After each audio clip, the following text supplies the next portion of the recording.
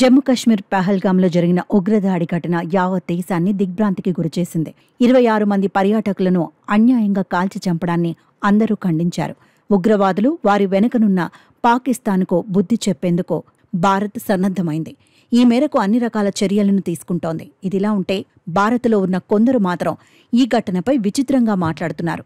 ప్రపంచ నేతలు, ప్రపంచ పౌరులు పహల్గాం దాడిని నిర్ద్వందంగా ఖండిస్తుంటే మరి ఈ స్వదేశీ మహిళామణి పూస గొప్పనుకుందో లేదా భారత్లో ఏం వాగినా చెల్లుతుందనుకుందో పేట్రేగిపోయింది. తన ఇష్టానికి మాట్లాడింది. భద్రతా దళాలు లేకపోతే అమాయకపు మనుషుల్ని, మతాన్ని అడిగి మరీ చంపేస్తారా అనే కనీస ఆలోచన లేకుండా కారు కూతలు కూసింది.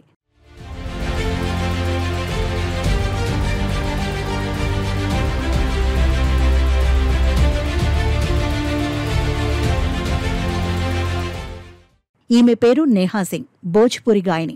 పహల్గాం ఉగ్రవాద దాడి ప్రభుత్వం, నిఘా, భద్రతా వైఫల్యం అని పేర్కొంటూ పోస్టులు పెట్టింది.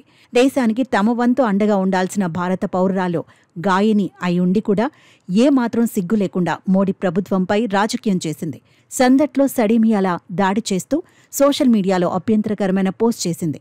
పహల్గాం దాడి పేరును ప్రధాని మోదీ వినియోగించుకుంటారని, దాన్ని గుర్తు చేస్తూ బీహార్లో ఓట్లు అడుగుతారని ఆమె వీడియో చేసింది.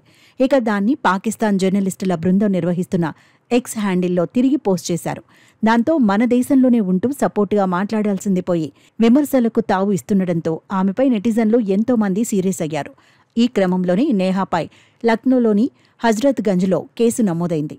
నేహా సింగ్ రాథోడ్పై దేశద్రోహం అభియోగాలు నమోదయ్యాయి.